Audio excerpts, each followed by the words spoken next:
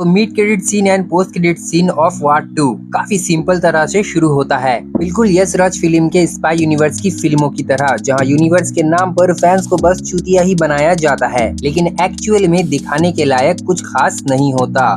और हाँ, ये वीडियो में स्पॉइलर भरा हुआ है, तो पहले वार 2 देखो, उसके बाद इस वीडियो को देखना। मिड क्रेडिट सीन शुरू होता है स्पेन में, जहां ऋतिक रोशन एके कबीर एक रेस्टोरेंट में बैठकर अनिल कपूर एके विक्रांत कौर से फोन में बात करता है। कर्नल सुनील लूथरा एके आशुतोष राणा के मरने के बाद विक्रांत कौर को नए रॉ चीफ के रूप में इंट्रोड्यूस किया जाता है, जिसका मतलब अनिल कपूर अब हमें आने वाले स्पाई यूनिवर्स की फिल्मों में किसी न किसी इम्पोर्टेंट रोल में या फिर कोई की रोल करते हुए नजर आएंगे। फोन में बात करते हुए अनिल कपूर कहते हैं कि उन्होंने पीएम को कली और कबीर के बारे में बताया, लेकिन पीएम ने कोई रिस्पांस नहीं दिया, तो शायद फ्यूचर में जाकर एक टर्निंग पॉइंट ले, शायद। लेकिन कबीर इन टॉपिक को नजरअंदाज करते हुए अपने एक पुराने दोस्त का जिक्र करता है और कहता है कि जब जापान में कोई भी कीमती चीज टूट जाए तब पिघलते हुए सोना से उसे जोड़ा जाता है, जिससे वो चीज पहले से ज्यादा खूबसूरत और कीमती हो जाती है। ये लाइन असल में कियारा आडवाणी के कैरेक्टर के लिए होता है,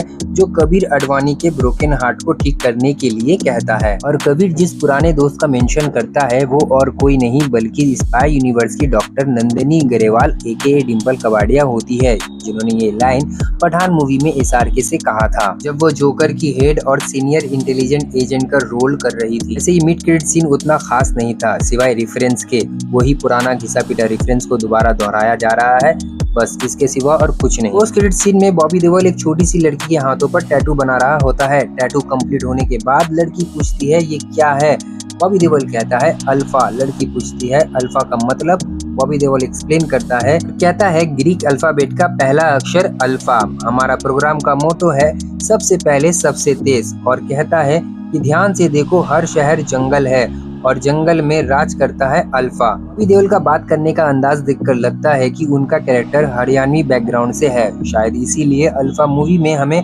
राजस्थान और हरियाणा कल्चर का ऑरिजिन थोड़ा देखने को मिले। और जिस लड़की के साथ बॉबी देओल सीन में है वो शायद शर्वरी हो, जो आगे जाके मिशन अल्फा के विलन में से एक बन जाए। हर स्पाई यूनिवर्स मूवी में मेन कैरेक्टर का एक मेंटोर होता है, और शायद बॉबी देओल भी शर्वरी के मेंटोर बनकर सामने आए, जो आगे जाकर अल्फा मूवी में मेन विलन के तौर पे हमें देखने को मिले। यश राज फिल्म्स का स्पाई यूनिवर्स फैंस को हमेशा से एक बड़े से मोड़ पर लाकर डिसअपॉइंटमेंट करता हुआ आ रहा है, और वो है इंटरकनेक्टिविटी का।